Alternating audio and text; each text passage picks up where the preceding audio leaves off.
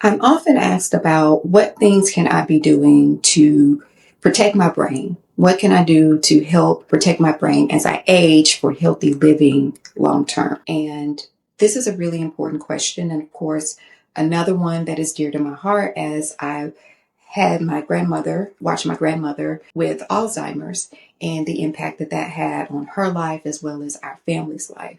So I'm always thinking, even from a personal standpoint, Crystal, what things do you need to be doing to take care of your brain? What should we be avoiding? What things should we be doing?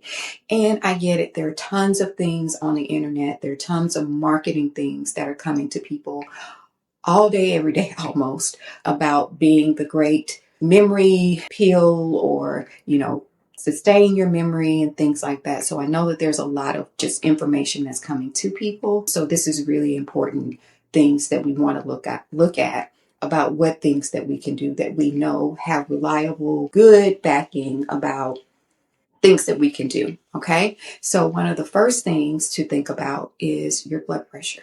Okay. Walking around with continuously elevated blood pressures can be very damaging to the brain, can be very stressful to the brain. So one of the biggest things that you want to make sure that you're doing is checking your blood pressure. Okay. And just because your blood pressure may have been normal 1 or 2 years ago doesn't mean that something hasn't changed. High blood pressure is known as the silent killer for a reason, and that's because a lot of people don't feel that their blood pressure is elevated.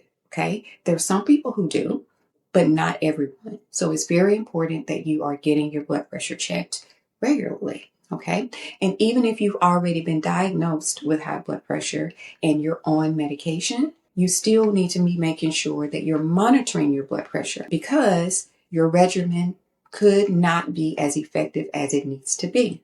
Okay, so you still want to make sure that even if you're on blood pressure medicines, that you're getting your blood pressure checked on a regular basis to make sure that it's staying good. What are normal blood pressure readings?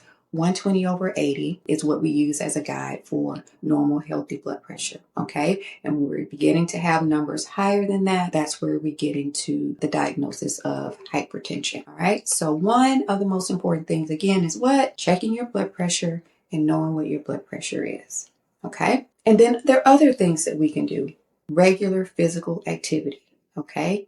Being sedentary means that you're sitting for prolonged periods of time, even if that is that you have a job that requires you to be at a computer station or sitting for a long period of time, several hours at a time. That is sedentary. So you want to make sure that you have movement on a regular basis. Okay.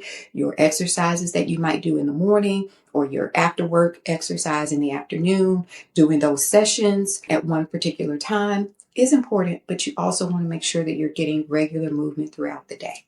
Okay. Sleeping. All right. There's that sleep word again. It's so important in how our brain functions. We really do need to be getting regularly 7 to 8 hours of quality sleep. Okay.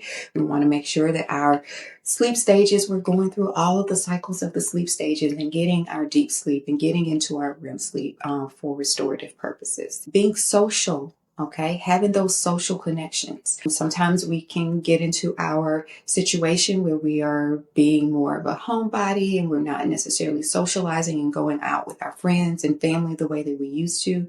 But social connections are very positively stimulating to our minds. Okay, and so we want to make sure that we are, at least if you're not able to get out of the home to talk to people, that you're talking to real people on the phone or even doing a video chat. Those connections really, really, really do matter. Okay. Continuous learning. So reading new books, reading different things, picking up a hobby, learning a new craft that you didn't do. If you always wanted to knit and you never learned, pick it up as a hobby. So continuous learning of different things to help continuing working the brain and getting those neurons firing and opening up those new pathways in our brains is so important to our health.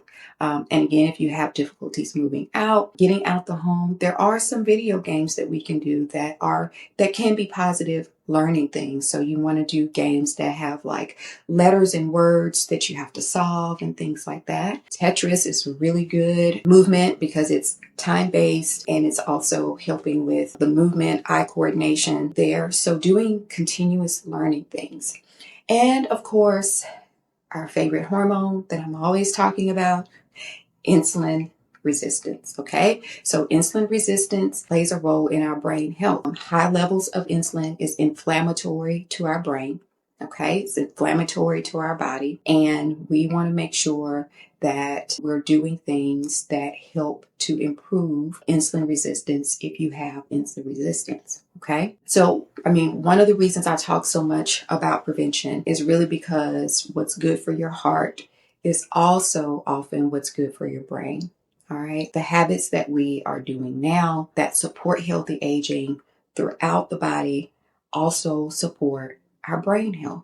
And I understand we can't do everything. There are a lot of different things in the spectrum of life that you have jobs, you have families, you may have some medical things already in play that's impacting things that you can't do, but focus on the things that you can.